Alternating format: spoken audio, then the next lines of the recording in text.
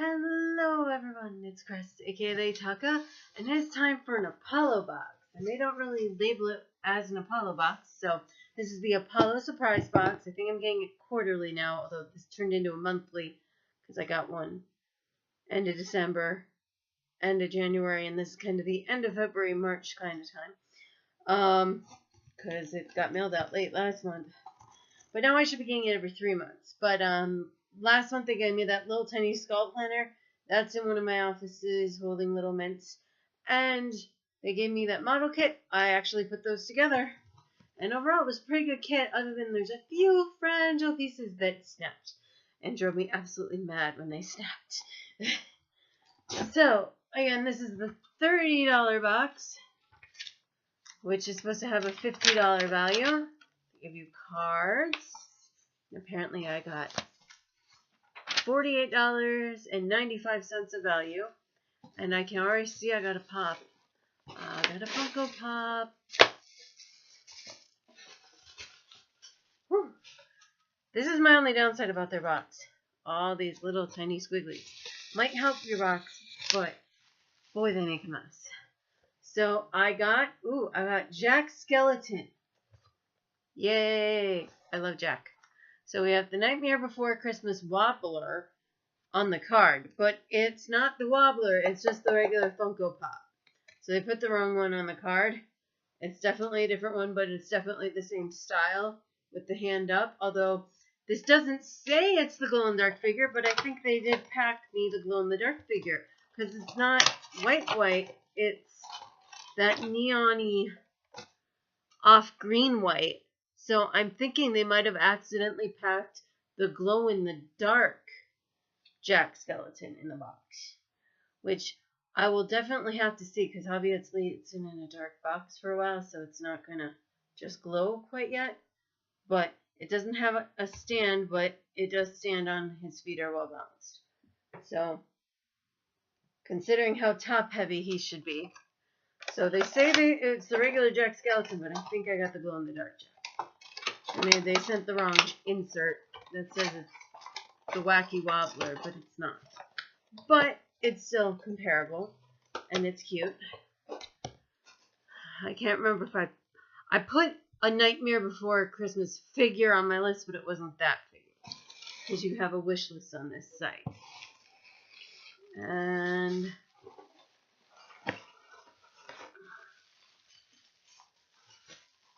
I think I did put these on my list too, as something interesting to try for winter.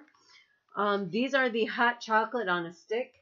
A fun way to make hot chocolate made with real natural chocolate. These pop bars stir up a delectable cup of steaming hot cocoa, stir into steaming milk for a rich, creamy hot chocolate treat.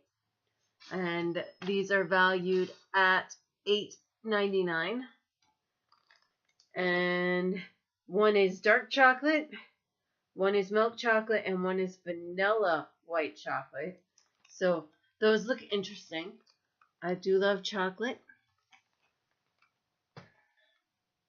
So that's $20 value about. And my last thing's pretty heavy. And it's Game of Thrones. And it is the Game of Thrones makeup brush set. Well, I mean, I don't wear makeup often, but I think if I'm going to keep makeup brushes, these will be the ones I keep, because I do like me some Game of Thrones. So they look well packaged. Glad I brought the scissors in here. The picture looks silver, and it says, pay homage to the House of Westeros and create your own epic makeup with this eye-pleasing Game of Thrones brush set. Handmade brushes include elaborate signals and house words, including the hand of the king. Which, I'm going to cut this open. I probably could have opened it the other way, because a lot of these bags do, but it's not like I'm going to keep them all in this bag anyway. They're going to go in the velvet bag or in my makeup thing. So, let's see. It's two sets. It's 8 brushes. So that is a pretty good set. It's valued at $29.98, which is the price of the box. So I can just look at it as I bought these really cool Game of Thrones things and got Jack Skellington and hot chocolate for free. But I know for a fact I would never just buy these because I don't wear makeup enough to justify it. But they are totally awesome and cool.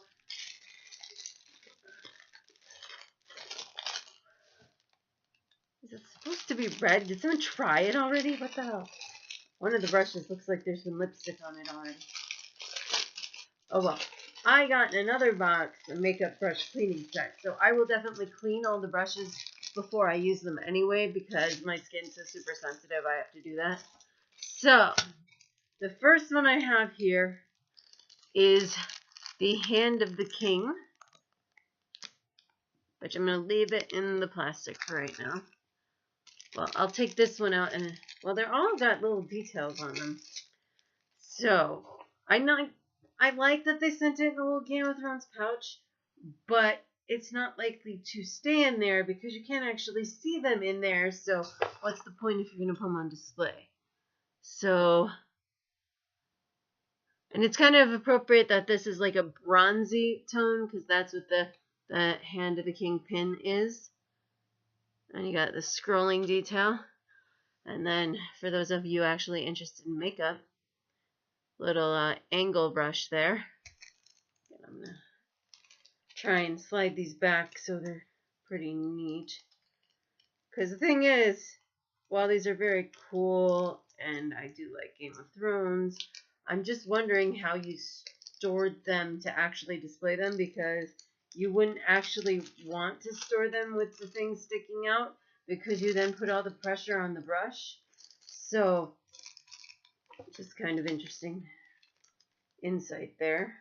Probably should put that the other way. Oh well. And then this one's, they do have it written on the back of this one. This is Family Duty Honor the Tully Fish Branch, which if you've seen the show, he's pretty much, there's only one member of that whole family who's worth a damn.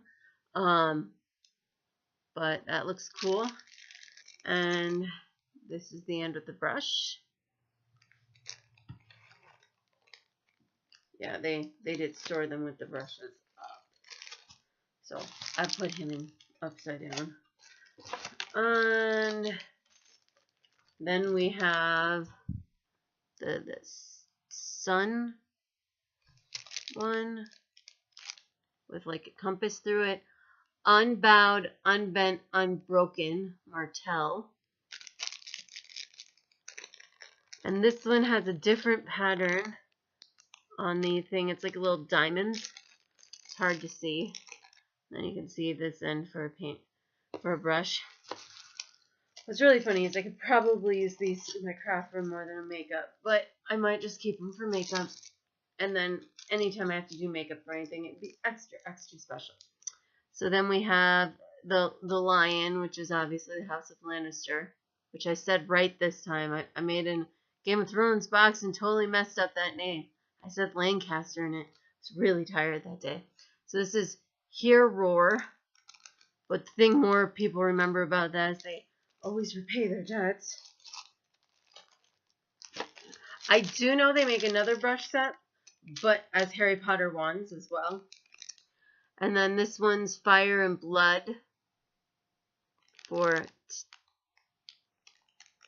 of course, dragons, which, again, if I took it out of the plastic, it would look better, but they couldn't even fit the name on there. That's funny.